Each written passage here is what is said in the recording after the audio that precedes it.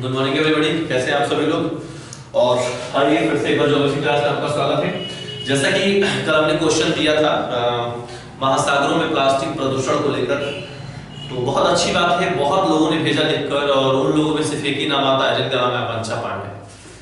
इस पूरे 118 लोगों के बैच में सब लोग कमेंट करना ज्यादा इंपॉर्टेंट समझते हैं, और पर किसी चीज को लिखने के लिए दिया जाए तो वो इंपॉर्टेंट नहीं है आपके लिए। और जितनी धारणाएं हैं कि जैसे कि जब तक मेरी क्लासेस चल रही हैं, मतलब जो रूटीन टूट रहा है बार बार, ठीक है।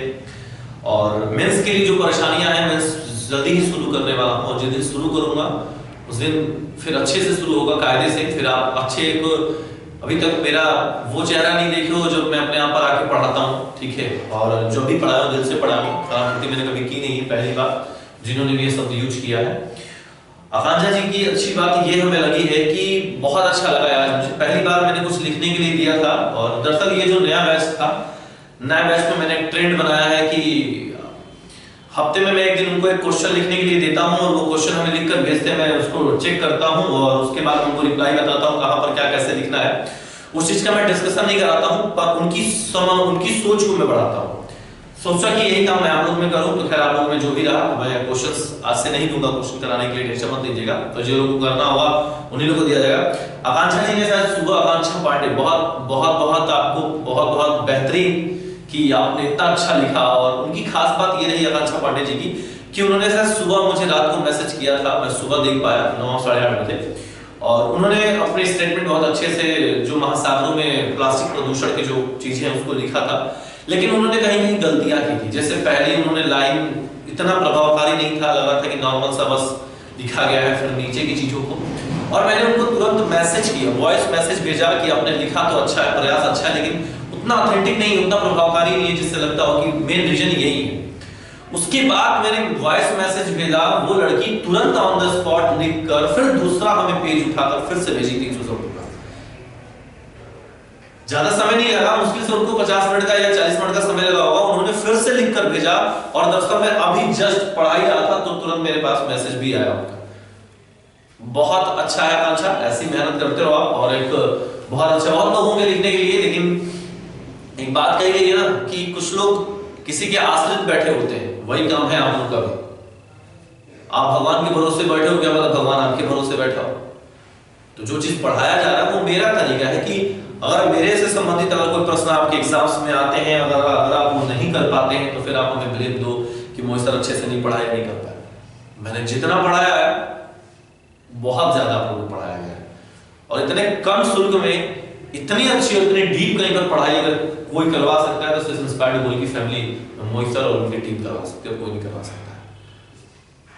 मैं इस संस्थान का एडमिन हूं, तो बहुत सारे मेरे पास काम उलझने रहती हैं, जिसकी वजह से जब माइंड फ्रेश नहीं होता है, तो वो चीजें अंदर से, पढ़ाई ऐसी चीज है कि जहां पर माइंड का फ्री होना बहुत इंपॉर्टेंट होता है। और जब तक माइंड फ्री नहीं होता है तब तक इंसान उतना उभर कर अपनी पढ़ाई को दूसरे तक पहुंचा नहीं पाता है। सिलेबस की बात रही तो वो मैं जब चाहूं तब खत्म कर सकता हूं, वो मेरे हाथ में है।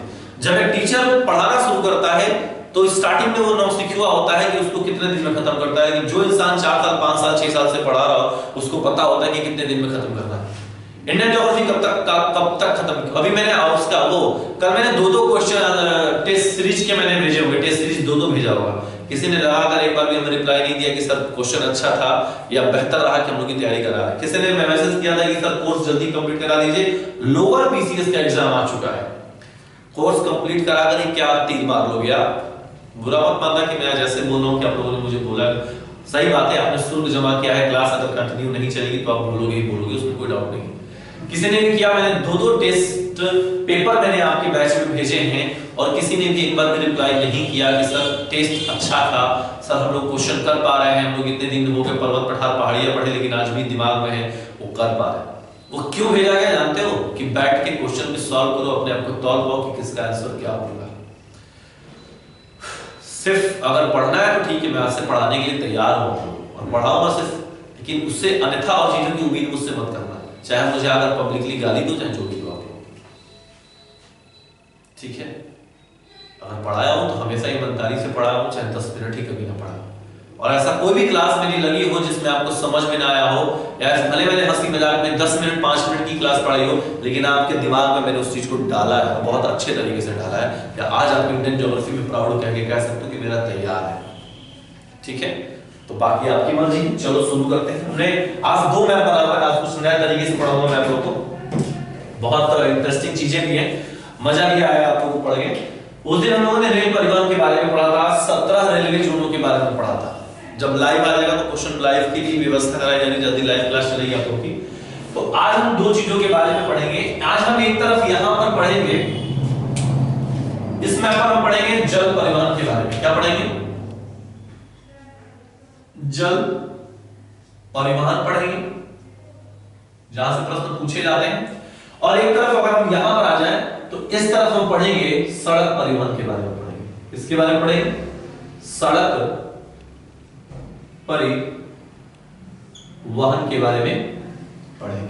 ठीक है, परिवहन के बारे में हम लोग पढ़ेंगे। सबसे पहले ज्यादा क्वेश्चंस अगर देखा जाए तो ट्रांसपोर्ट में से सबसे अधिक क्वेश्चन अगर अब तक पुट अप किया गया है तो रेल परिवहन और सड़क परिवहन से क्वेश्चंस आए हुए हैं। और जो लोग, एक बार बता देता हूं, जो लोग पीसीएस लोअर पीसीएस लोअर के जो लोग फॉर्म भरे हुए हैं वो बस इतना काम करें कि जितना पढ़ा दिया गया पढ़ लियो, ठीक है, क्लास अटेंड करते रहो। लेकिन मार्केट में जो सॉल्व पेपर मिलता है, मैं आपको ज्योग्राफी के पर डे की बात कर रहा हूं। जैसे जैसे हमारे पास मटेरियल होगा हम आपको पर डे कोई ना कोई चीजें उठाकर पेपर सॉल्व कराते रहेंगे, आप उसको करते रहिएगा।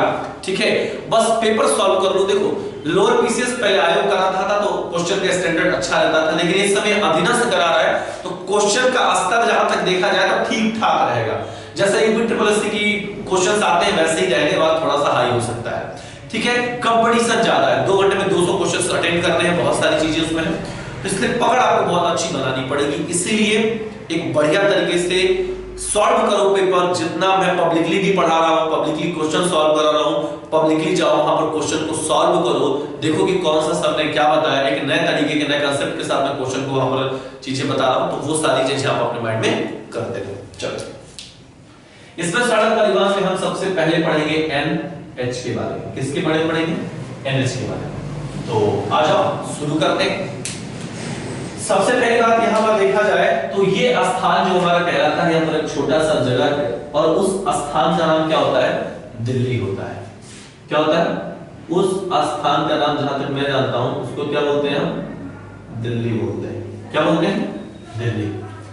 और यहीं पर ये पंजाब का इलाका है, इसी पंजाब के किनारे एक यहां पर स्थान आता है जिसका नाम होता है बाघा बॉर्डर होता है। क्या होता है भैया? बाघा बॉर्डर होता है। ठीक है, क्या होता है? बाघा बॉर्डर होता है। और यही दिल्ली से एक रूट जाती है जो दिल्ली से होते हुए हरियाणा होते हुए पंजाब होते हुए कहां पहुंचती है? बाघा बॉर्डर तक पहुंचती है। तो जो यह रास्ता, जो यह सड़क दिल्ली को बाघा बॉर्डर कह ले या दिल्ली को अमृतसर कह ले, दरअसल ये जो रास्ता था पहले अमृतसर ही था, अमृतसर तक ही सीमित था, लेकिन अमृतसर से बढ़ाकर इसको कहां कर दिया गया? बाघा बॉर्डर कर दिया गया। तो अगर देखो तो ये जो हमारा दिख रहा है कि जो दिल्ली से जो बाघा बॉर्डर को जो चीजें जोड़ती हैं वो जो हमारा कहलाता है वो कहलाता है NH1 कहलाता है। क्या कहलाता है भैया? NH1 कहलाता है। अगर पूछा जाए कि NH1 किसको किसको जोड़ता है तो NH1 धीरे से दिमाग में बैठा लेना कि वह दिल्ली को बाघा बॉर्डर से जोड़ता है। किसको जोड़ता है? आप दिमाग में फिर से बैठाओ, दिल्ली को बाघा बॉर्डर से जोड़ता है। किसको जोड़ता है? फिर से बोलो, दिल्ली को बाघा बॉर्डर से जोड़ता है। समझ में आ गया?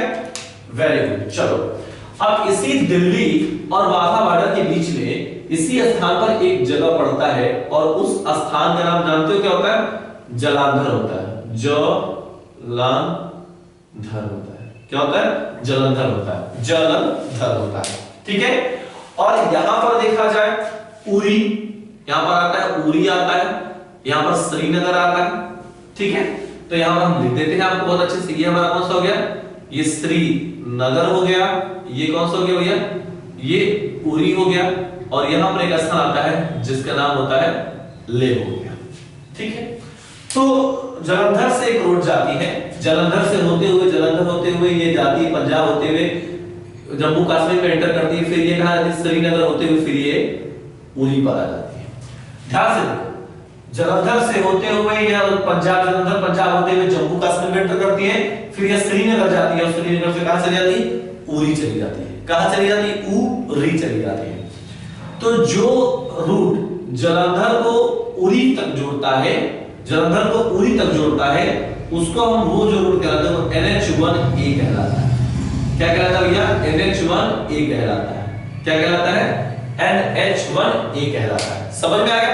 और इसी NH1A में एक सुरंग पाया जाता है। क्या पाया जाता है? सुरंग होता है।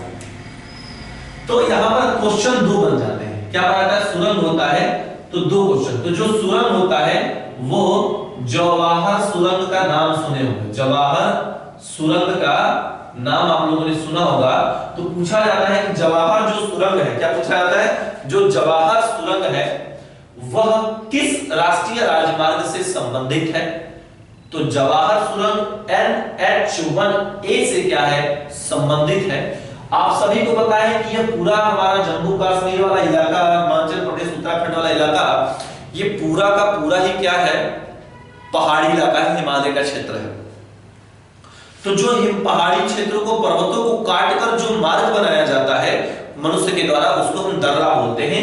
एक क्वेश्चन पूछता है कि NH1A किस दर्रे से होकर गुजरता है? तो अगर हम दर्रा जान लेंगे तो दर्रा होता है बनिहाल दर्रा। क्या पूछा जाता है भैया? बनिहाल दर्रा पूछ दिया गया कि बनिहाल दर्रे से कौन सा राष्ट्रीय राजमार्ग होकर गुजरता है? तो NH1 जो है, NH1A जो है वह हमारे बनिहाल दर्रा से होकर गुजरता है। और इसी NH1 के अंतर्गत हमारा कौन सा सुरंग आता है? जवाहर सुरंग आता है। कौन सा सुरंग आता है भैया? जवाहर सुरंग आता है। समझ में आ गया? और ये कहां से किसको किसको जोड़ता है? तो जलंधर से लेके उरी तक हिस्से को जोड़ता है। समझ में आ गया? चलो, उसके बाद अगला जो देखते हैं, अगला जो होता है, यह जो होता है वो श्रीनगर से, जिसको भैया श्रीनगर से लेके लेह को जोड़ता है। किससे जोड़ता है? जो अगला हमारा राष्ट्रीय राजमार्ग है वह श्रीनगर को लेह से जोड़ता है। और जो रूट श्रीनगर को लेह में जोड़ता है उसको NH1D कहा जाता है। क्या कहा जाता है भैया? NH1D कहा जाता है। क्या कहा जाता है? NH1D कहा जाता है। तो सबसे पहली बात कि इसमें भी हम देखेंगे कि NH1D के बारे में जानेंगे। क्या जानेंगे? NH1D के बारे में। दरअसल NH1D के बारे में अगर पहली बात जाने तो इसको 2006 में इसको राष्ट्रीय राजमार्ग क्या कर दिया गया? घोषित कर दिया गया। 2006 से पहले इसको राष्ट्रीय राजमार्ग नहीं घोषित किया गया था, लेकिन इसको 2006 में राष्ट्रीय राजमार्ग घोषित कर इसको NH1D के नाम से जाना जाने लगा। दूसरी बात, यह किस दर्रे पर बनाया गया है? तो यह जोजिला दर्रे पर बनाया गया। बहुत इंपॉर्टेंट है, देखना कल का आपका पेपर जो होगा, कल जो मैंने टेस्ट पेपर भेजा था उसमें ये क्वेश्चंस होगा। तो जोजिला दर्रा क्या होता है भैया? जोजिला दर्रे में बनाया गया है, जोजिला दर्रे से होकर ये राष्ट्रीय। दूसरी बात कि यह विश्व की सर्वाधिक ऊंचाई पर स्थित राष्ट्रीय राजमार्ग है। पूरे विश्व में अगर सबसे ऊंचाई पर अगर कोई स्थित राष्ट्रीय राजमार्ग है तो वो कौन सा होता है? NH1D होता है। कौन सा होता है भैया? NH1D होता है। यह विश्व की सर्वाधिक ऊंचाई पर स्थित क्या है? हमारी NH है, जो कहां से होकर गुजरता है? जोजिला दर्रे से होकर गुजरता है। समझ में आ गया? चलो, वेरी गुड। अगला देखो, यहां पर पश्चिम बंगाल में आते हैं। पश्चिम बंगाल में यहां पर एक जगह स्थित है और शायद उस जगह का जो नाम सभी लोग जानते होंगे, उस जगह का नाम होता है कोलकाता। बहुत अच्छी जगह है ये, कोलकाता। विक्टोरिया पैलेस यहीं पर है, हावड़ा का ब्रिज भी यहीं पर है। तो हमने पढ़ लिया NH1 के बारे में पढ़ा, NH1A के बारे में पढ़ा और फिर NH1D के बारे में भी हमने पढ़ा। अब हम यहाँ पर पढ़ेंगे कौन सा ऐसा रूट है जो दिल्ली को कोलकाता से जोड़ता है। इनके मध्य अगर बड़े बड़े शहरों के बारे में जानना चाहते हैं, पूछता है तो एक तो आ जाता है कानपुर, इलाहाबाद, वाराणसी, पटना, इधर वाले क्षेत्र में आ जाते हैं।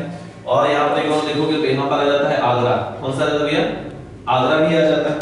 तो रूट की अगर बात की जाए तो बहुत सारे होते हैं, जैसे यहाँ पर आ जाता है आगरा आ जाता है, ठीक है, आगरा आ जाता है। आगरा के बाद भैया आता है कानपुर आता है। कौन सा आता है? कानपुर। कानपुर के बाद अगर देखा जाए तो इधर इलाहाबाद आ जाता है। कौन सा आता है भैया? इलाहाबाद आता है। इलाहाबाद के बाद आता है वाराणसी आता है। फिर कौन सा आता है? पटना आता है। तो इतने बड़े बड़े शहरों से होकर जो राष्ट्रीय राजमार्ग गुजरता है, यानी दिल्ली से जो आगरा, कानपुर, इलाहाबाद, वाराणसी और पटना होते हुए ये कहां पर मिल जाता है? कोलकाता से आकर मिल जाता है। इस राष्ट्रीय राजमार्ग का अगर आप नाम जानना चाहते हो तो वो होता है NH2 होता है। क्या होता है फ्रेंड्स? NH2 हो जाता है। क्या होता है? NH2। हमेशा देखो एग्जाम्स आ रहे हैं, लोअर पीसीएस का एग्जाम बहुत इजी होगा, थोड़ा सा अगर आप कंसंट्रेट बनाए रहोगे तो ये एग्जाम आप क्वालिफाई कर सकते हो, ठीक है। तो हर एक पॉइंट को बहुत ध्यान से पढ़ना, क्योंकि जो पढ़ रहे हो वही आपके एग्जाम्स में आ रहा है। और पीसीएस लोअर का एग्जाम देख लेना कि क्या है क्या नहीं है, ठीक है। तो NH2 को किसको जोड़ता है? NH2 जो है वो हमारे दिल्ली को कोलकाता से जोड़ता है। कभी कभी दिल्ली टू कोलकाता ना देकर पूछ देता है कि कानपुर से लेकर कोलकाता को कौन सा राष्ट्रीय राजमार्ग जोड़ने का काम करता है, तो वो होता है NH2 होता है। समझ में आ रहा है कौन सा होता है भैया? NH2 होता है। क्लियर है? Very good. चलो, आपको हमने यहां पर पढ़ाया था आगरा। क्या पढ़ा था? आगरा बताया था, ठीक है। आगरा के बाद यहां पर एक क्षेत्र आता है, बहुत ध्यान समझना। आगरा के बाद इन क्षेत्रों में एक जगह आता है जिसका नाम होता है धुले। क्या होता है? धुले होता है। धुले होता है। क्या होता है भैया? धुले होता है, जो आपके महाराष्ट्र में स्थित है। क्या होता है? जो आपके महाराष्ट्र में स्थित है। अब जो NH2 पढ़ेगा वो क्रम वाइज पढ़ना, अगर सीक्वेंस पता होगा तो आराम से आप हर एक राष्ट्रीय राजमार्ग को डिफाइन कर ले जाओगे। NH2 पता हो गया, अब क्या पढ़ेंगे? NH3 पढ़ेंगे। तो जो रूट हमारा आगरा को धुले से जोड़ता है, किसको? आगरा को धुले से जोड़ता है, इसकी पूरी रोड को कहीं कहीं मुंबई तक जोड़ दिया गया। क्या कर दिया गया भैया? इसको पूरे रूट को मुंबई तक भी जोड़ दिया गया है। तो यहां पर ऐसे बाहर करके क्या कर सकते हो? यहां पर आप मुंबई भी लिख सकते हो। क्या कर सकते हो? मुंबई लिख सकते हो। तो जो रास्ता आगरा टू धुले होते हुए किसको? मुंबई से जोड़ता है, वह हमारा राष्ट्रीय राजमार्ग क्या कहलाता है? NH3 कहलाता है। क्या कहलाता है भैया? NH3 कहलाता है। और ध्यान से समझना, क्या कहलाता है भैया? NH3 कहलाता है। NH3 किसको जोड़ता है? तो आगरा को मुंबई यानी धुले से जोड़ता है। आगरा को मुंबई यानी धुले से जोड़ता है। समझ में आ गया? Very good. अब चलो आगे बढ़ते हैं। ये तमिलनाडु वाला क्षेत्र है, ये तमिलनाडु के है। तमिलनाडु की राजधानी सब लोग जानते हैं। तमिलनाडु की राजधानी क्या कहलाती है? चेन्नई कहलाती है। क्या होती है भैया? चेन्नई होती है, ठीक है। तो जो रास्ता ये मुंबई भी कह रहे हैं, यहाँ थाने पुणे भी होता है कि नहीं होता है ना। तो या तो कभी कभी थाने टू देता है, चेन्नई देता है, या मुंबई टू चेन्नई देता है। तो टेंशन मत लेना हर किताबों में। तो जो रास्ता मुंबई को चेन्नई से जोड़ने का कार्य करता है, जो रास्ता मुंबई को चेन्नई से जोड़ने का कार्य करता है, फिर से सुनो, जो रास्ता मुंबई को चेन्नई से जोड़ने का कार्य करता है, वह जो राष्ट्रीय राजमार्ग कहलाता है वो NH4 कहलाता है। NH4 कहलाता है। क्या कहलाता है भैया? NH4 कहलाता है। समझ में आ गया? तो देखो एकदम क्रम वाइज में लेकर चल रहा हूं, बिल्कुल भी कहीं से आपको लगेगा नहीं कि अरे कैसे याद होगा। हर एक चीज को बहुत इजी तरीके से मेड इजी बनाकर मैं आपको रिप्रेजेंट करूंगा। तो पूछा जाता है कि मुंबई से या NH4 किसको जोड़ता है? तो मुंबई को चेन्नई से जोड़ता है, या ठाणे या पुणे को लेकर हमारे मुंबई से जोड़ने का काम करता है। कौन सा? NH4 करता है। समझ में आ गया? कोई दिक्कत? Very good. चलो यहां तक समझ लिए हो ना? कोई दिक्कत तो नहीं है ना? स्लीपर देख लो ध्यान से टॉपिक पर, मैप पर, ताकि चीजें आपको बहुत बेहतर तरीके से क्लियर हो जाए। चलो आगे बढ़ते हैं। फिर देखा जाए तो जो रास्ता या जो रूट चेन्नई को कोलकाता से जोड़ता है, जो रूट क्या करता है? जो रूट चेन्नई को कोलकाता से जोड़ता है, यानी यू ऐसे होके देखते रहोगे कैसे कैसे रूट जा रहा है। देखो ऐसे जा रहा है, यहां से होते हुए, फिर ऐसे होते हुए, फिर ऐसे होते हुए, ये रास्ता कोलकाता को जोड़ देता है।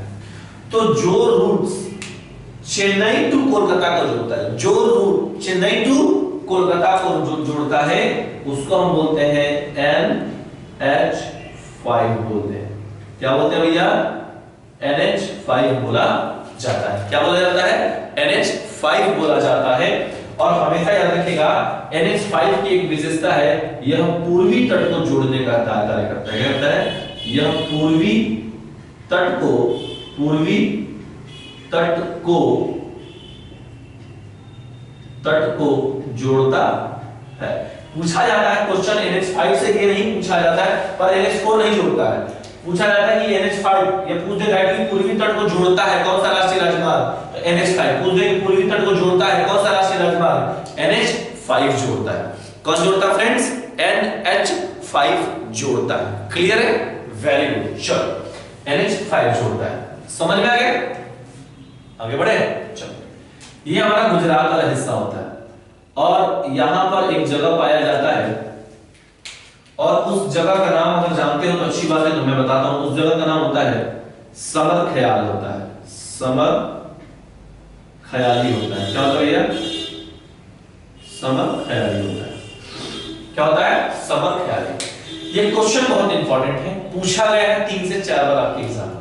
तो हमने NH1, NH1A, NH1D, NH2, NH3, NH4 और NH5 को तो हमने बहुत इजी वे में डिफाइन कर दिया। अगला अब जरूरी नहीं है कि हमने लगातार नहीं, यही सारे आपके NH से बहुत प्रश्न इन्हीं को बार-बार रिपीट करके पूछता है। सब कोई थोड़ी NH पढ़ता है यार, इतना ही पढ़ा जाता है कि अभी आपको मैं बहुत यहाँ पर नई चीज किताब में तो 4 ही 5 दिए होते हैं। तो जो रास्ता या जो रूट हमारे गुजरात के समर ख्याल से होते हुए, समर ख्याल को होते हुए ये रूट कहां पहुंचता है? ये हमारा जोड़ता है कोलकाता को। ठीक है, कह लो जो रूट हमारे कोलकाता को समर ख्याल से जोड़ता है वह कहलाता है NH6 कहलाता है। NH6 कहलाता है। क्या कहलाता है? NH6 कहलाता है। लेकिन यहां पर एक विशेष बात निकल कर आ रही है कि NH6 देखो ये पश्चिमी तट है, ये पूर्वी तट है, तो NH6 से प्रश्न पूछा जाता है कि ऐसा कौन सा राष्ट्रीय राजमार्ग है जो समर ख्याल यानी जो पश्चिमी तट को पूर्वी तट से जोड़ने का कार्य करता है, वो हमारा कहलाता है NH। यहां दिख रहा है? दिख रहा है? यहां पर दिख रहा है कि नहीं दिख रहा है? चलो याद रखना कि NH6 क्या करता है कि पश्चिमी तट को लिख लो। NH6 पश्चिमी तट प्लस पूर्वी तट इन दोनों को क्या करता है? जोड़ने का कार्य करता है। इनका स्थान कभी भी पूछा नहीं जाता है। समझ गए? Very good. चलो इसी के साथ फिर हम आगे बढ़ते हैं। यहां पर एक स्थान पाया जाता है, यहां पर एक स्थान पाया जाता है और उस स्थान का नाम सब लोग जानते होंगे, कन्याकुमारी। कन्याकुमारी बहुत अच्छी जगह है भाई, बहुत खूबसूरत जगह है। यहाँ पर पता है बंगाल की खाड़ी, अरब सागर और हिंद महासागर की जब तीनों की तीनों लहरें यहीं इसी स्थान पर मिलती हैं और जब तीनों लहरें टकराती हैं तो रंग बिरंग मतलब कई सारे रंगों के रूप में बिखेरती हैं, रंग दिखाई देते हैं। बहुत शांति, बहुत खूबसूरत जगह है ये एकदम आपका। ठीक है, तो कन्याकुमारी हो गया। तो अब जो रूट देखा जाए, अब जो रूट होता है, जो रूट हमारे वाराणसी को कन्याकुमारी से जोड़ेगा। किसको? वाराणसी से। ये कहां से आता है? ये वाराणसी से होते हुए मध्य प्रदेश के जबलपुर इलाके से होते हुए, यहां से होते हुए तेलंगाना होते हुए, फिर कर्नाटक होते हुए, फिर तमिलनाडु प्रवेश करती है और फिर आकर हमारे तमिलनाडु में कन्याकुमारी से मिल जाती है। क्या करती है? मिल जाती है। यानी जो रूट्स हमारे वाराणसी को कन्याकुमारी से जोड़ती है, किसको क्या करती है? जो रूट्स हमारे वाराणसी को कन्याकुमारी को जोड़ती है उस रूट को भली भांति क्या बोलते हैं? उसको हम बोलते हैं NH7 बोलते हैं। क्या बोलते हैं? NH7 बोलते हैं। दरअसल याद रखिएगा कि NH7 जो है वो NH7 भारत का सबसे लंबा राष्ट्रीय राजमार्ग था। क्या है? अब नहीं है वर्तमान समय में। वर्तमान समय में भारत का सबसे लंबा राष्ट्रीय राजमार्ग बदल दिया गया है। तो NH7 किसको किसको जोड़ता है? तो जो NH7 होता है वो हमारे किसको? हमारे सीधे सीधे वाराणसी को कन्याकुमारी से जोड़ने का बात करता है। किसको जोड़ता है? वाराणसी को कन्याकुमारी से जोड़ता है, उसे NH7 कहा जाता है। क्या कहा जाता है फ्रेंड्स? NH7 कहा जाता है। ठीक है, दूसरी चीज इसमें ये जानो कि भारत का सबसे लंबा राष्ट्रीय राजमार्ग था, लेकिन वर्तमान समय में भी ये नहीं है। फिर वर्तमान समय में कौन सा होगा? हम इसी जल परिवहन पर दिखा दे रहे हैं क्योंकि उस पर समझ में आपको आएगा नहीं। आपको यहां पर बताया गया होगा कि यहां पर होता है श्रीनगर और इन वाले यहां पर क्षेत्रों में होता है कन्याकुमारी। क्या होता है भैया? कन्याकुमारी। कुमारी होता है। ये कन्याकुमारी हो गया। यहां पर क्या हो गया भैया? श्रीनगर हो गया। क्या हो गया? श्रीनगर हो गया। तो ये जो रूट्स था, एक आपने पढ़ा होगा उत्तर पश्चिम पूरब, उत्तर दक्षिण और पश्चिम पूरब गलियारा पढ़ा होगा, ठीक है? वो उसी हम आपको गलियारे के अनुसार हम समझाने की कोशिश करेंगे हर एक चीज को, जो बहुत ही इंपॉर्टेंट पूछा जाता है आपके एग्जाम में, ठीक है? तो याद रखिएगा। आइए उसको भी हम बता देते हैं यहीं पर, ताकि आपको टेंशन ना रहे किसी चीज की। असम, गुवाहाटी, चलो इसी के साथ पढ़ लेना। तो जो रूट हमारा NH7 था उसको चेंज कर दिया गया। क्या कर दिया गया? उसको चेंज कर दिया गया। चेंज में क्या कर दिया गया? देखो, अब वो रूट जो यहाँ पे था, ये यहाँ पर हमारा जबलपुर आता है। कौन सा आता है? जबलपुर। अब जबलपुर से काट दिया गया रास्ता। अब ये क्या करता है? ये श्रीनगर से इस तरीके से दिल्ली होते हुए, इस तरीके से होते हुए, ये फिर से ऐसे होते हुए, यूं ऐसे होते हुए, ये आकर यहाँ पर मिल जाता है। इतनी दूरी तय करता है। तो जो रास्ता श्रीनगर को जो कन्याकुमारी से जोड़ता है, उस रास्ते को हम बोलते हैं NH44 बोलते हैं। क्या बोलते हैं? NH44 बोलते हैं, जो श्रीनगर को कन्याकुमारी से जोड़ता है।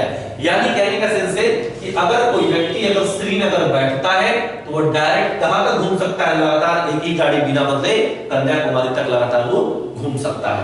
तो ये भारत का वर्तमान समय में अगर भारत का सबसे लंबा राष्ट्रीय राजमार्ग देखा जाए तो भारत का सबसे लंबा राष्ट्रीय राजमार्ग जो कहलाता है वो NH44 कहलाता है। क्या कहलाता है? NH44 कहलाता है। समझ गए? इसको भी देख लेना। अब आगे आ जाओ। आगे हम बात करेंगे NH7 तो पढ़ लिए। अब हम बात करेंगे NH8 के बारे में। यहां से भी प्रश्न पूछे गए। तो आप सभी को पता होगा कि राजस्थान में एक जगह है, राजस्थान की राजधानी क्या होती है? जयपुर होती है। कौन सी होती है? जयपुर होती है। क्या लिख देते भैया? जयपुर लिख देते हैं। तो जो रूट्स जो होता है, ये रूट जो है, यहाँ पर अहमदाबाद भी है, नहीं अहमदाबाद भी है, कई सारे। तो जो रूट्स दिल्ली होते हुए, जयपुर होते हुए, गुजरात के अहमदाबाद होते हुए ऐसे होते हुए जो अगर मुंबई में जुड़ जाती है, यानी जो हमारी जो रूट्स है जो डायरेक्ट दिल्ली टू मुंबई जुड़ता है। कौन सा? दिल्ली टू मुंबई बाया राजस्थान और गुजरात होते हुए, वह हमारा NH जो कहलाता है वह NH कहलाता है, NH8 कहलाता है। क्या कहलाता है भैया? NH8 कहलाता है। समझ में आ गया? NH8 रट डालो यार, एकदम रट डालो। बहुत अच्छे तरीके से पढ़ा रहा हूं, कभी भूलोगे नहीं लाइफ में, और ना ही इस तरीके की टेक्निक में कोई आपको पढ़ा पाएगा बहुत अच्छे तरीके से। तो देखो दिमाग में फिर से एक बार खत्म कर रहा हूं। NH1 बोलो कहां से कहां तक जाता है? तो ध्यान रखो NH1 कहां से कहां तक जाता है। देखो मैं लिख भी रहा हूं, NH1 कहां से कहां तक जाता है? NH1 जो है दिल्ली से कहां जाता है? बाघा बॉर्डर जाता है NH1, ठीक है?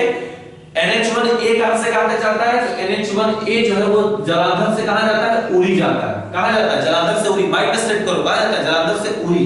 और NH1 पर ही क्या है? दोबारा सुरंग और किस दर्रे द्वारा है? बनिहाल दर्रे के द्वारा है। फिर आ जाओ NH1D। NH1D कहां जाता है? बोलो कहां जाता है? NH1D जो जाता है वो जाता है श्रीनगर से लेह को जाता है। कहां से जाता है? श्रीनगर को लेह से जाता है। बहुत बढ़िया। NH2 कहां से आता है? NH2 जो है वो दिल्ली से कोलकाता को जाता है। कहां से जाता है भैया? दिल्ली टू कोलकाता जाता है। NH3 कहां से कहां तक जाता है? तो आगरा टू मुंबई जाता है, या धुले कह लें। NH3 कहां से कहां जाता है? आगरा टू मुंबई कह लें। NH4 की बात करते हो तो मुंबई टू ये हो जाता है कन्याकुमारी हो जाता है। NH4 की बात करते हो वो तो क्या है? NH4 Mumbai to sorry NH4 में बोला ना, ये हो जाता है मुंबई पुणे ठाणे या फिर चेन्नई हो जाता है। NH5 चेन्नई टू कोलकाता हो जाता है। NH6 कोलकाता टू समरख्याल हो जाता है। समझ में आ रहा है कि नहीं आ रहा है? और NH7 वाराणसी टू कन्याकुमारी और NH144 श्रीनगर से कन्याकुमारी होता है। इसी तरीके से आपको पढ़ना होगा। NH8 कहां से कहां तक है? तो दिल्ली को मुंबई से जोड़ने का काम करता है। समझ में आया? चलो एक प्रश्न डायरेक्टली पूछा गया है, वो मैं बताना चाहूंगा आपको। आपको पता है कि राजस्थान का ये वाला जो क्षेत्र होता है, राजस्थान का जो ये वाला जो पूरा का पूरा क्षेत्र है, यह थार का मरुस्थल कहलाता है। क्या कहलाता है भैया? थार का मरुस्थल कहलाता है। तो इसी मरुस्थलीय क्षेत्र में एक राष्ट्रीय राजमार्ग बनाया गया है। इसी मरुस्थलीय क्षेत्र में एक राष्ट्रीय राजमार्ग है और उस राजमार्ग को हम बोलते हैं NH15 बोलते हैं। NH15 बोला जाता है। क्या बोला था भैया? NH15। तो ये नहीं पूछता है एग्जाम में कि इसको कहां से कहां तक जोड़ा जाता है, पूछा जाता है कि मरुस्थल या थार के मरुस्थल से होकर गुजरने वाला एकमात्र राष्ट्रीय राजमार्ग कौन सा है? एकमात्र राष्ट्रीय राजमार्ग हमारा कौन सा है? NH-15 होता है। ठीक है, क्या लिख रहे हैं? मरुस्थल क्षेत्र से, मरुस्थल, क्या लिखते हैं? मरुस्थल क्षेत्र से, याद रखिएगा हमारा NH-15 गुजरता है, NH-15 गुजरता है। समझ में आ गया? चलो वेरी गुड। एक लास्ट आ जाओ इधर। अगला होता है महाराष्ट्र में एक जगह है जिसका नाम है पनवल। क्या होता है? पनवल। ये एक बार पनवल लिख देते हैं, पनवल। और पनवल केरल में एक स्थान आता है जिसका नाम सब लोग जानते हो, और उसका नाम होता है कोची। क्या होता है? कोची होता है। क्या होता है? कोची होता है। पनवल टू कोची। तो जो रास्ता हमारे पनवल को किससे जोड़ता है? कोची से जोड़ता है। जो रास्ता हमारे पनवल को कोची से जोड़ता है वह राष्ट्रीय राजमार्ग जानते हो कौन सा होता है? वह राष्ट्रीय राजमार्ग 17 होता है। कौन सा होता है भैया? वह राष्ट्रीय राजमार्ग 17 होता है। कौन सा होता है? वह राष्ट्रीय राजमार्ग क्या होता है? 17 होता है। समझ में आ रहा है? फिर से देखो, हमने बोला कि NH-17 क्या करता है? पनवल टू कोची से जोड़ता है। तो जैसे हमने आपको यहां पर बताया था कि जो पूर्वी तट को जोड़ता है, यह NH-17 किसको जोड़ता है? पश्चिमी तट को जोड़ता है। पश्चिमी तट को जोड़ता है। पश्चिमी तट को जोड़ता है। क्या करता है भैया? पश्चिम तट को जोड़ता है। समझ में आ गया? कौन सा? NH-17। कौन सा भैया? NH-17 पश्चिमी तट को जोड़ता है। कहां से कहां तक जोड़ता है? पनवल टू कोची को जोड़ता है। समझ में आया? एक बार अच्छे से देख लो, फिर आगे बढ़ता हूं मैं बेहतर तरीके से। जितना पढ़ पा रहे हैं बेहतर तरीके से एकदम पढ़ लीजिए। बहुत सारी चीजें आपकी मैं क्लियर करा दूंगा, ये गारंटी है। ठीक है, चलिए क्लियर करिए एकदम अच्छे से। हो गया? चलो आगे आओ। अब हम जो पढ़ेंगे, केरल में एक और स्थान आता है यहां पर, उसका नाम होता है वेलिंगटन। क्या होता है? वेलिंगटन होता है। वेलिंगटन क्या होता है भैया? वेलिंगटन होता है। तो जो राष्ट्रीय राजमार्ग कोची से वेलिंगटन को जोड़ता है, जो राष्ट्रीय राजमार्ग वेलिंगटन कोची को किससे जोड़ता है? वेलिंगटन से जोड़ता है। किसको जोड़ता है? कोची को वेलिंगटन से जोड़ता है। वह राष्ट्रीय राजमार्ग जो कहलाता है वह NH-47A कहलाता है। क्या कहलाता है भैया? NH-47A कहलाता है। सबसे पहली बात NH-47 की बात जान लो, किस राज्य में है ये दोनों? केरल राज्य में है। तो यह मात्र और मात्र 6 किलोमीटर का है। पहली बात, कितने किलोमीटर का है? 6 किलोमीटर का है। दूसरी चीज कि यह राष्ट्रीय जो राजमार्ग है वह, ठीक है, बेम्बनाथ झील से होकर गुजरता है। कहां से? बेम्बनाथ झील से होकर गुजरता है। बेम्बनाथ झील से होकर गुजरता है। यह झील के समीप से गुजरता है। पूछा गया समीप से गुजरता है। ठीक है, बेम्बनाथ झील के समीप से होकर गुजरता है। कौन सा? NH-47A होकर गुजरता है। समझ में आ गया कि नहीं आ गया? आ गया? NH-47A होकर गुजरता है। क्लियर है? तो ये आपको इतनी सारी हमारे चीजें बताई राष्ट्रीय राजमार्गों के बारे में। देखो कितना हुआ? 1 2 3 4 5 6 7 8 9 10 11 12 13 14 15 16 राष्ट्रीय राजमार्ग बताया गया है। इससे बाहर ना कभी आया था और ना ही कभी आएगा। तो ये हमारा पूरा का पूरा क्या रहा? सड़क परिवहन रहा। लेकिन सड़क परिवहन में अभी एक महत्वपूर्ण टॉपिक हमारा बचा हुआ है जिसको मैं भी आपको बताऊंगा। ठीक है, आओ। सबसे पहले आपने देखा होगा स्वर्णिम चतुर्भुज परियोजना के बारे में। किसके बारे में सुना होगा? स्वर्णिम चतुर्भुज परियोजना। क्या सुना होगा? स्वर्णिम चतुर्भुज परियोजना के बारे में आपने पढ़ा होगा। तो स्वर्णिम चतुर्भुज परियोजना की अगर हम बात करते हैं तो स्वर्णिम चतुर्भुज परियोजना क्या था? स्वर्ण चतुर्भुज क्यों कहा गया? क्योंकि जो आकृति बनी वो एक चतुर्भुज की तरह बनी। स्वर्णिम चतुर्भुज परियोजना का जो मुख्य उद्देश्य था चार सबसे बड़े महानगरों को जोड़ने का। स्वर्णिम चतुर्भुज परियोजना का जो मुख्य उद्देश्य था उस चार सबसे बड़े महानगरों को एक साथ एक सर्किल में जोड़ना था, और जो रास्ता जिस योजना के तहत इन चारों महानगरों को जोड़ा गया उसे ही स्वर्णिम चतुर्भुज परियोजना के नाम से जाना जाता है। और यहां से बहुत आपके इंपॉर्टेंट क्वेश्चन भी पूछे जाते हैं। तो अगर इससे आपका काम हो गया हो तो हम इसको मिटाना चाहेंगे, ठीक है, मिटा देते हैं, क्योंकि हमको बनाना है इसी पर। तो फिर आप लोग तब तक उधर देख लो जो भी आप लोग को पढ़ाया लिखा गया, इधर वाला ये वाला कॉपी कलम लेके बैठा करो, जो पॉइंट बोल दिया करो उसको नोट कर लिया करो तुरंत।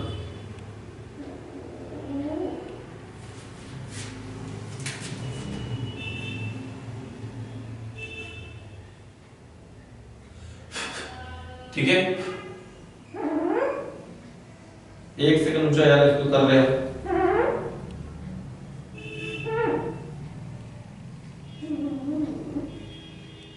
ताकि अच्छे से बना पाएंगे ना तो बेहतर रहेगा।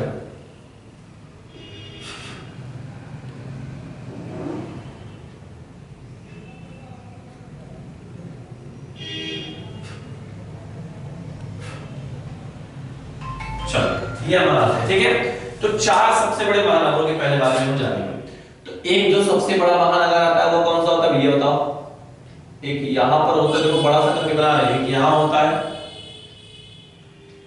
और एक आपका यहां पर होता है,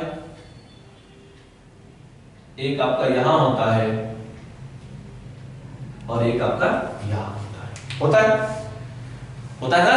चलो, तो यहां जो हमारा आता है वो कौन सा आता है, दिल्ली आता है। ये कौन सा होता है भैया, मुंबई होता है। ये कौन सा होता है भैया, चेन्नई होता है। ये कौन सा होता है, कोलकाता होता है। कौन सा होता है, कोलकाता होता है। समझ गए। लेकिन इनके अलावा अभी ध्यान से देखो, ध्यान समझो, ये हमारे चार भारत के सबसे बड़े महानगर और इन्हीं महानगरों को जोड़ा गया, इन्हीं महानगरों को क्या किया गया, एक साथ जोड़ दिया गया, ठीक है। ये ऐसे इनको क्या कर दिया गया भाई, इनको इस तरीके से जोड़ दिया गया, ठीक। तो जो परियोजना दिल्ली, मुंबई, चेन्नई और कोलकाता, इन चारों महानगरों को एक साथ जोड़ती है, वही हमारी कहलाती है स्वर्णिम चतुर्भुज परियोजना। क्या कहलाता है, स्वर्णिम चतुर्भुज परियोजना कहलाता है। क्या कहलाता है भैया, स्वर्णिम चतुर्भुज परियोजना कहलाता है। क्या कहलाता है, स्वर्णिम। इसको और मोटा बना देना ताकि आराम से आप देख पाओ बेहतर तरीके से, एकदम अच्छे से, एकदम एक एक चीज क्लियर कर लो, भूलना नहीं चाहिए एकदम। ये सारे इंपॉर्टेंट है, आपके एग्जाम्स में पूछे जाते हैं अक्सर, ठीक है। ये देखो बना दिया हमने यहां पर एक, ये भी बन गया, और इसको भी थोड़ा सा गाढ़ा करते हैं, ये हो गया पूरा, ठीक है। चलो, ये हमारे स्वर्णिम चतुर्भुज परियोजना है जो चार सबसे बड़े महानगरों को क्या करते हैं, जोड़ते हैं। इनकी अगर कुल लंबाई की हम बात करते हैं, कितनी बात करें, कुल लंबाई की अगर हम बात करते हैं, कुल लंबाई तो होता है 5846 किलोमीटर होता है। कितना होता है, इस स्वर्णिम चतुर्भुज की कुल लंबाई अगर देखी जाए तो कुल लंबाई होती है 5846 किलोमीटर होती है। तो क्या हम इनका भी तो जानेंगे कि Delhi to Kolkata, Chennai to Kolkata, Chennai to Mumbai, Mumbai to Delhi की दूरी कितनी, क्योंकि एग्जाम में पूछे जाते हैं। तो आइए देखते हैं कितनी कितनी किसकी किसकी दूरी है, ठीक है। तो अगर हम बात करें दिल्ली टू कोलकाता की, तो दिल्ली जो कोलकाता की दूरी है वो होती है 1453 किलोमीटर होती है। कितनी होती है, 14, यानी 1453 किलोमीटर हमारी दिल्ली टू कोलकाता से क्या होती है, इसकी दूरी होती है, ठीक है। उसी के बाद अगर हम बात करें तो चेन्नई टू कोलकाता की अगर हम बात करें, इसकी चेन्नई टू कोलकाता की अगर हम बात करें तो चेन्नई से कोलकाता की जो दूरी होती है वह 1684 किलोमीटर होती है। कितनी होती है भैया? 1684 किलोमीटर इसकी दूरी होती है। ठीक है, इसकी कितनी हो गई? 1453 किलोमीटर हो गया। समझ में आ गया? अब देखो जो मुंबई टू चेन्नई दिया, क्या दिया है?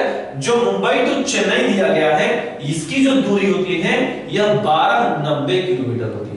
1290 किलोमीटर होती है। कितनी होती है भैया? 1290 किलोमीटर होती है। इसका हुआ 1453, 1684 और 1290 किलोमीटर हुआ। जबकि अगर हम मुंबई टू दिल्ली की देखें, जबकि मुंबई टू दिल्ली की देखें तो इसका 1419 हो जाता है। कितना होता है? 14, अच्छे से लिख दें, 1419 किलोमीटर होता है। ठीक है, तो इसमें देखो बहुत अच्छी बात बताते हैं। जो ये स्वर्णिम चतुर्भुज थी, तो पहले याद कर लेना कि दिल्ली मुंबई करने, मतलब दिल्ली मुंबई चेन्नई और हमारे किसको, कोलकाता को जोड़ती है। इन चार बड़े सबसे बड़े महानगरों को जो परियोजना जोड़ती है उसको स्वर्णिम परियोजना कहा जाता है। कुल लंबाई 5846 किलोमीटर है, जिसमें अगर दिल्ली टू कोलकाता पूछा जाए तो 1453 किलोमीटर होगा। चेन्नई टू कोलकाता पूछा जाए तो 1684 किलोमीटर होगा। चेन्नई टू मुंबई पूछा जाए तो 1290 किलोमीटर होगा। और मुंबई टू दिल्ली पूछा जाए तो 1419 किलोमीटर होगा। ठीक है, जिसमें से देखा जाए तो इस स्वर्णिम चतुर्भुज परियोजना की सबसे लंबी दूरी कौन सी होती है? तो यह सबसे लंबी है। क्या है? यह सबसे लंबी दूरी लंबाई है। क्या है? सबसे लंबा कौन सा है? सर्वाधिक लंबा ये भुजा का है, ये भुजा है। तो ये लिखेंगे सर्वाधिक लंबी भुजा लिखेंगे, या लिखेंगे सबसे लंबी भुजा। क्या करेंगे? लिखेंगे सबसे लंबी भुजा लिखेंगे, मतलब सबसे लंबी है स्वर्णिम चतुर्भुज की भुजा ये। और 1290 वाला भी सबसे छोटा है, तो ये लिखेंगे सबसे छोटी भुजा, सबसे छोटी भुजा पूछ लिया। ठीक है, तो ये हमारा हो गया सबसे लंबी भुजा और सबसे छोटी भुजा। लेकिन एक प्रश्न और बन के पूछ सकता है यहां से, क्या ये बताओ इन जो चारों सबसे बड़े महानगरों को जोड़ा गया है, फिर से सुनो, इन चार सबसे बड़े महानगरों को जोड़ा गया है, तो या इनको कोई राष्ट्रीय राजमार्ग का नाम भी तो दिया गया होगा जैसे वो दिया गया है? तो कुछ खास नहीं, जो उसमें पढ़े हुए यही है। ठीक है, तो देखो जो स्वर्णिम चतुर्भुज जो हमारा बना हुआ है वो चार बड़े राष्ट्रीय राजमार्गों से बना हुआ है। ये हमारा राजमार्ग कौन सा, जो दिल्ली को मुंबई, दिल्ली को कोलकाता से जोड़ता था? NH2 था। मुंबई से जो चेन्नई को जोड़ता था वो हमारा कौन सा था? NH4 था। कौन सा था भैया? NH4 था। समझ गए? जो चेन्नई से कोलकाता को जोड़ता था वो क्या था? वो NH5 था। देख लो। और जो मुंबई से जो चेन्नई को जोड़ता था वो कौन सा था? NH8 था। यानी NH2, NH5, NH4 और NH8 को ही मिलाकर मतलब स्वर्णिम चतुर्भुज परियोजना का क्या किया गया? निर्माण किया गया। क्या किया गया भैया? निर्माण किया गया है। ठीक है, चलो ये भी हम जान गए। अगर इनका क्रम पूछ दे कि स्वर्णिम चतुर्भुज की भुजाओं के अनुसार क्रम बताइए, तो क्रम क्या होगा? तो अगर क्रम सबसे पहला क्रम देखा जाए कि सबसे लंबी भुजा इसमें कौन सी होगी, तो सबसे लंबी भुजा हो जाएगी NH5। ऐसे याद करना तो सब काम कर लोगे। पहला कौन सा होगा? NH5 सबसे लंबी भुजा है। NH5 के बाद देखा जाए तो NH2 आती है। NH2 इसकी दूसरी सबसे लंबी भुजा है। NH2 के बाद देखी जाए तो NH3, NH8 आता है। NH8 भी इसकी क्या है? सबसे मतलब तीसरी लंबी भुजा है। और चौथा NH4 हो जाता है। ठीक है, तो ये होता है ये लंबाई, यानी भुजा के लाइट कट गई है, टेंशन मत लीजिएगा, आवाजें सुन लीजिए हमारी। ठीक है, लाइट कट गई है, क्या कहा जाए, इससे बड़ी समस्या रहती है, तो अंधेरे में समझ लो। बाकी तुम्हें दिखाई दिया था कि NH8 हो गया। ठीक है, NH5, NH2, NH8, NH को गेट खोल दे ताकि थोड़ा बुझा आ जाए, ताकि आपको दिखता रहेगा चीजें। अभी दिख रहा होगा ना? चलो अभी दिख रहा है ना? चलो अंधेरा थी तो याद रखिएगा कि हमें NH5, NH2, NH8 और NH4 इन्हीं चारों को मिलाकर स्वर्णिम चतुर्भुज परियोजना का क्या किया गया? निर्माण किया गया। पहली बात। दूसरी चीज हमें इसमें क्या जाननी होगी? दूसरी चीज हमें ये जानना होगा कि अगर लंबाई के अनुसार पूछ देगा तो हम यही क्रम लगाएंगे। क्या करेंगे? लंबाई के अनुसार अगर पूछ लेगा तो हम यही क्रम लगाएंगे, ठीक है। ये जितने हमने आपको फिगर बनाए हैं इन सभी फिगरों को आप अपने कॉपी पर बनाकर हमें व्हाट्सएप जरूर कर देना, ठीक है। एक बात कहना चाहता हूं, जिस वे में पढ़ा रहे हैं बस उस वे में पढ़ते रहिए, गारंटी मेरी है आपके एग्जाम में एक भी क्वेश्चन बाहर नहीं जाएंगे। और मैं अपनी गारंटी लेता हूं मेरे सब्जेक्ट में इतनी तगड़ी पकड़ होगी कि फिर आप लाइफ में कभी भी ज्योग्राफी भूलने का नाम नहीं लोगे। तो आज का लेक्चर कैसा लगा ये हमें रिप्लाई करके बता देना। और आकांक्षा बहुत अच्छा लगा ये मेहनत देखकर, इसी तरह मेहनत करते रहिए। अगर आपकी मेहनत और लोग भी कुछ सीखे किसी से, आकांक्षा बहुत अच्छी है और बहुत अच्छा इनकी पकड़ है ऐसे राइटिंग पर, और इनकी सबसे अच्छी चीज लिखी कि जैसे बताया कि इन्होंने तुरंत लिखकर हमें भेजा, तो ये बड़ा अच्छी बात है।